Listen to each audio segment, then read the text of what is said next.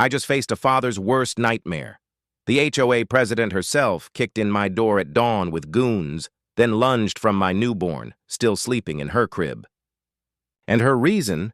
She had a printed court order she whipped up after wine night. Funny thing is, the only thing truly tested that morning was my self-control not to rearrange her smile. Let me start from the beginning. The first thing I heard wasn't the splintering of the doorframe. It was the baby. Our daughter, Grace, all of 3 days old, let out a sharp, piercing cry from the bassinet next to her bed. It was a sound of pure surprise, of a perfect little world shattered. My eyes snapped open. I was on my feet before my brain had even processed the noise that came next. A loud, ugly crack as our front door, Theone I'd spent a whole weekend painting a cheerful blue, was kicked clean off its hinges. It slammed against the inside wall with a bang that shook the whole house. My first thought, a stupid primalone, was about the drywall. I'm going to have to patch that. Then the shouting started and the world caught up. Child Protective Services. We have a warrant. Stay where you are. The voice was female, shrill and dripping with a kind of smug authority that I knew all towel. I moved instinctively, my body remembering drills my mind had tried to forget. I put myself between the bedroom door and my wife, Kylie. She was sitting bolt upright in bed, clutching the sheets to her chest. Her face, already pale and tired from a C-section just days ago, was a mask of pure terror. The stitches in her belly pulled tight, and I saw a flash of pain cross her features. "David, what is happening?" she whispered, her voice trembling. I didn't have an answer. I just held up a hand, a silent command for her to stay put, to stay quiet. I could hear them coming down the hall. Heavy boots on our new hardwood floors. More than one person, a lot more. They weren't trying to be quiet. They wanted us to har them. They wanted us to be afraid. And damn it, it was working. My heart was a drum against my ribs, but my hands were steady. My breathing was even. "The training takes over." "You don't think, you just do." The bedroom door flew open and there she was. Karen Lowe, the queen of our little suburban kingdom. The president of the Homeowners Association. She stood there framed in the doorway, a monster wearing a pantsuit. Her blonde hair was sprayed into a perfect immovable helmet. Her lips were a slash of bright red lipstick pulled back into a triumphant smirk. Behind her stood 3 men, big guys dressed in what looked like cheap off-brand tactical gear. They wore black vests and helmets with dark visors that hid their faces. They looked less like professional operators, and more like a trio of overgrown mall cops who'd won a gift certificate to a military surplus store. One of them was holding a gurney, and to complete the circus, another man stood beside Karen, a scrawny weasel holding a professional-look video camera, its reed recording light blinking like a malevolent eye. He was pointing it right at us. "There they are, Karen," and announced, her voice booming with fake concern for the camera. "The unstable father, the incapacitated mother, and the poor, helpless child." She pointed a perfectly manicured finger at me. "David Martinez, you are a danger to your family. We are here to rescue your daughter. Rescue!" The word was so vile, so twisted in her mouth that for a second I couldn't even process it. She held up a piece of paper. "This is a court order signed by a judge. We are taking custody of the child." The man with the camera zoomed in on the paper, then back to my face. Then to Kylie, who was now openly sobbing, her hands protectively covering her stomach. Grace, startled by the noise and the fear flooding the room, started wailing, a heartbreaking, desperate sound. "You can't do this!" Kylie cried out. "She's 3 days old. She needs me." Karen ignored her completely. She nodded to her 3 thugs. "Get the baby and bring the mother. She needs a full psychiatric evaluation." 2 of the goons started moving toward the bassinet. The third one, the biggest off the 3, started unfolding the gurney, its metal legs clanking on the floor. That was it. That was the line. My world-weariness, the part of me that had seen the worst of humanity and just wanted to be left alone, evaporated.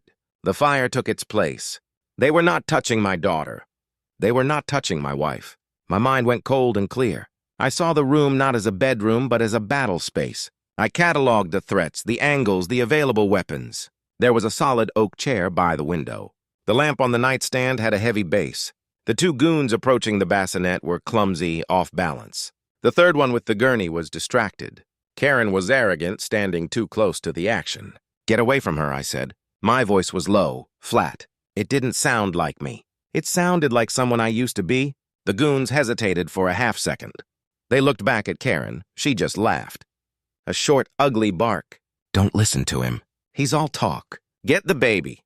The first goon reached a hand toward Grace's bassinet. In that moment, time seemed to slow down. I saw Kylie's eyes widen in horror. I saw the smug grin on Karen's face. I saw the red light of the camera, and I moved. I grabbed the back of the oak chair, spun it around, and swung it hard, not at the man's body, but at his head. The solid wood connected with his helmet's visor with a crack like a gunshot. The plastic shattered, and he staggered back, clutching his face, howling in pain. One down. Before the second goon could even react, I was on him. I didn't have a weapon, so I became one. I drove forward, ramming my shoulder into High's chest, knocking him off balance. As he stumbled back, I grabbed his right wrist, the one that was reaching for Addisor on his belt. I twisted it, bending it back at an angle it wasn't meant to go. Bone ground against bone. Hess screamed, a high-pitched shriek of agony, and dropped to his knees. His weapon clattered to the floor. The third goon, the one with the gurney, finally realized what was happening and charged at me. He was big but slow. He sidestepped his clumsy bull rush, stuck out my foot, and sent him sprawling face first onto the carpet. He went down with a heavy thud that probably shook the foundation. It took less than 5 seconds. 3 goons neutralized. Karen's smile had vanished, replaced by a look of shocked disbelief. The cameraman was frozen, his lens still pointed at the scene, capturing every beautiful moment of my little rampage. I stood there, breathing heavily, my knuckles raw. I kicked the taser away from the kneeling man and turned my attention to Karen. "Get out of my house," I snarled, but just then I heard the sirens, not in the distance. They were right outside. Red and blue lights flashed through the window, painting the walls in strobing colors.